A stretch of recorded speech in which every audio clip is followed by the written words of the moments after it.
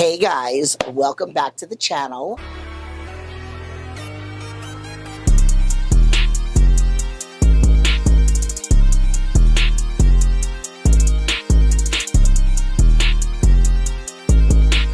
We are here again with another motivational video. I don't know if I even really want to call them motivational videos because that is a topic that I actually am going to be talking about, but today I am not. We are going to talk about haters, unhappy people, how that could potentially have an impact on your life unless you allow it to not happen.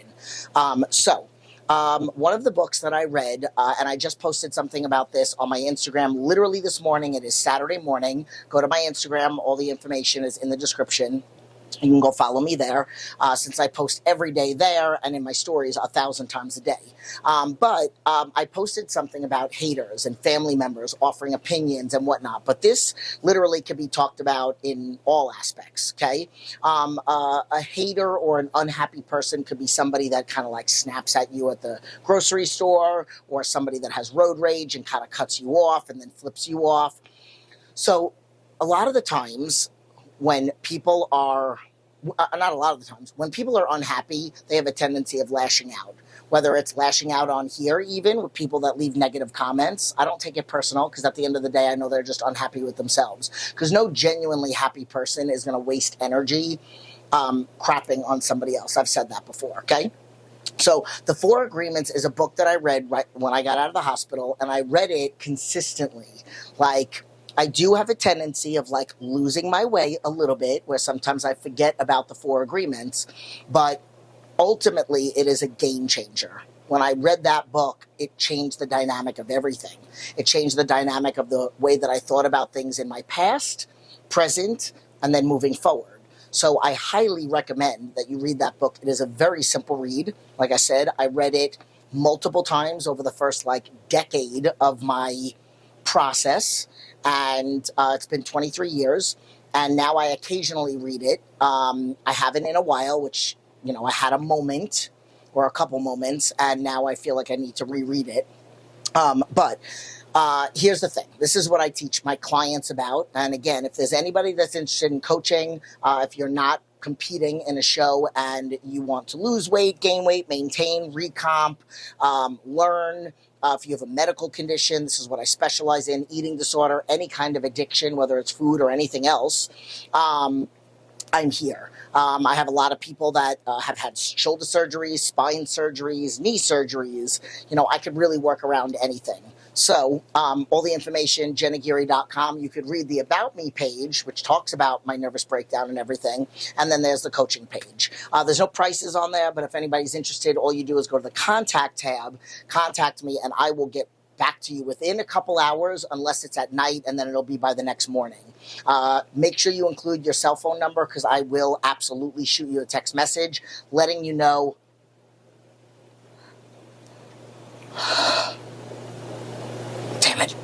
Letting you know that I got it, and then try to set up a time to actually talk. So, haters, okay? Family members. Family members assume, okay? And this, I have ended relationships with family members that don't bring anything to my life. I don't care if you are my blood relative. If you are genuinely not a good person, and if every time around you I don't feel good, or it makes me feel worse as a person, I don't need to talk to you. I don't care if we're blood relatives, okay? I feel like sometimes people, relatives, family members, or longtime friends that you've been friends with them for 20, 30 years, and maybe your lives have gone in 2 different directions, and now maybe if you were to meet them today, you guys wouldn't be in friends because you don't have anything in common, but you just stay friends because it's been forever. I don't even think that should be entertained. If you guys are going in 2 different directions, it doesn't matter. But again, getting back to the whole family member thing, I think people assume as a family member, like, oh, that's my cousin, or that's my daughter, or whatever, so I'm going to go and offer my opinion, and if it is a crappy opinion, they feel like it's okay just because they're family members. When on the other end of it, like, I didn't ask for your opinion. If I did, then great. Then whatever you serve me, I need to be ready and willing to process and decide how I want to roll with it. But if you are somebody that is just offering your opinion, like I'm sitting there at a family gathering and I take my food out and you decide that that's your opportunity to crap on the fact that, like, why can't you eat what mom cooked or what grandma cooked or whatever, or aren't you getting too skinny? And they say it with like this crappy face on, like they just ate a poop sandwich.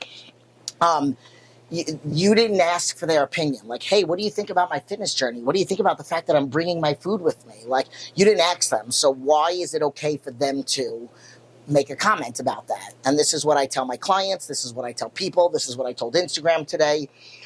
Your success reminds unhealthy and unhappy people of their failure. You being disciplined reminds them of how undisciplined they are. You not using excuses to get to your goal reminds them of how many excuses they're making. And all that is they're uncomfortable. You make them uncomfortable. So they have to make you uncomfortable because it makes them feel more comfortable. Like misery loves company. So if they convince you to, oh, just eat this. What's the big deal if you eat it? What's the big deal if I don't? Like, why do I have to eat pizza or something just so you could feel better about the fact that you're eating pizza and at a way too high body fat that you should be at because you're at high risk for heart disease and medical conditions.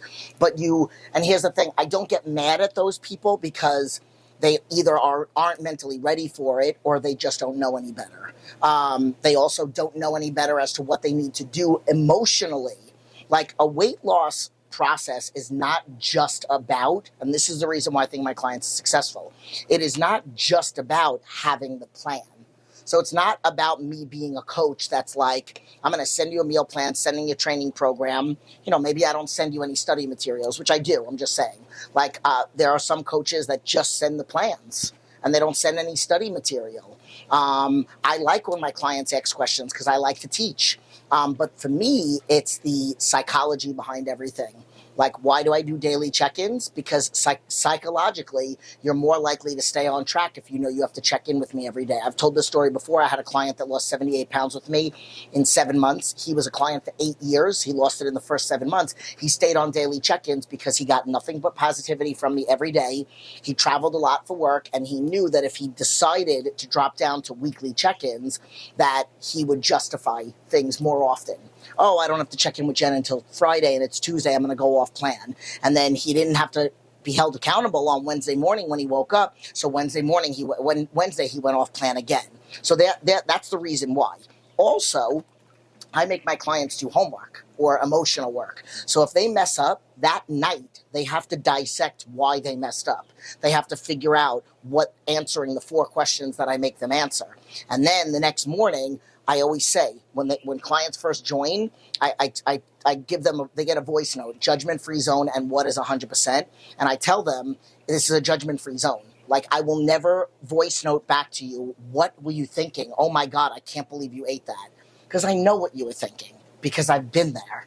I've had horse blinders on to going and buying bad food and binging and purging.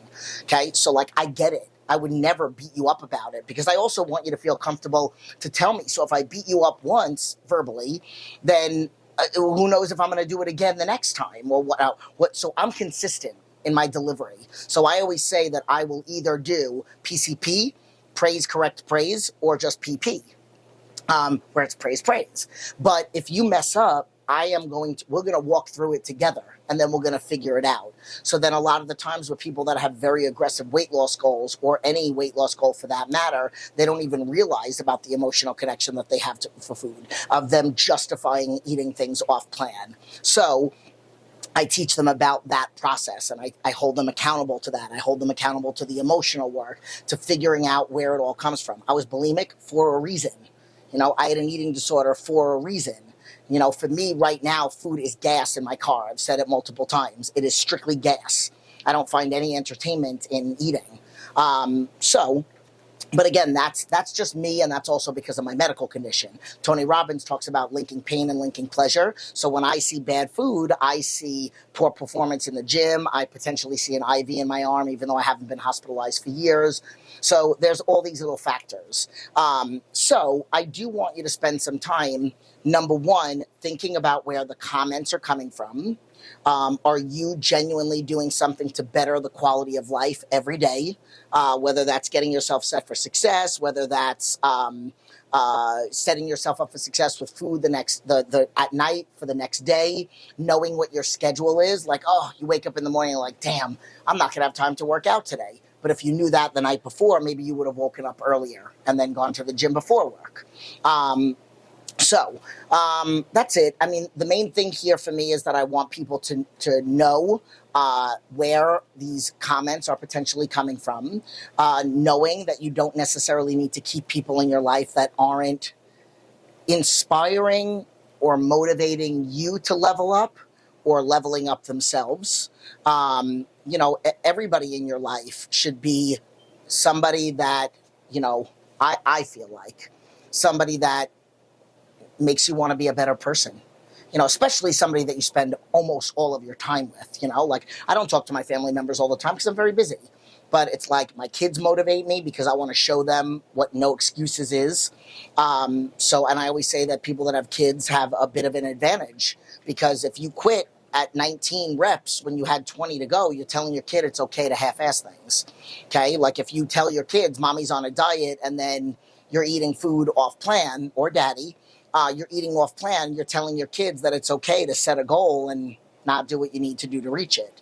So like that for me, I'm teaching my kids discipline. I'm teaching them no excuses, teaching them a commitment to something. If you give your word, you say it. If you give your word, you then follow through with it. So again, if you're around somebody all the time, that person should be somebody that either brings out the best in you, or you bring out the best in them without dimming your light. Somebody that you can motivate, somebody that motivates you, somebody that makes you, even if they're not necessarily better, they just motivate you to want to be better. Not anybody that dims your light. Not anybody that, if genuinely you're doing something that's going to improve the quality of life, make you healthier, make you happier, they should support that, whether it's something that they're doing or not. And if they don't, they're not supposed to be somebody that's, you don't necessarily have to end every relationship or friendship, but like maybe they're not in your day as much as possible, or as often. Maybe instead of talking to them every day, you talk to them once a week. If you feel like, every time you look at your phone and their name pops up, it just brings you stress. You're wondering what they're going to say and how they're going to say it.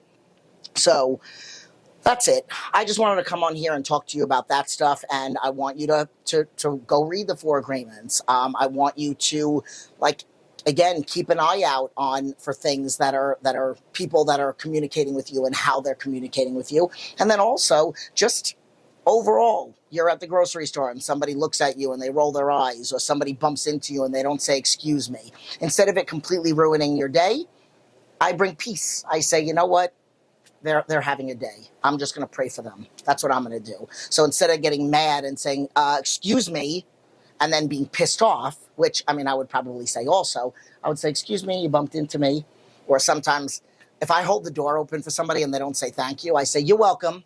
And then, if they look back at me and they're like, oh my God, I'm so sorry, thank you. Or if they don't, whatever. Okay, you want to know what? Maybe they're in their mind. So that's the most I'll do. But let's just say if they still didn't turn around and say thank you, you know what? I'm not going to let it affect me, because maybe they're so focused to the crap they have going on in their life. I'm still going to pray for them.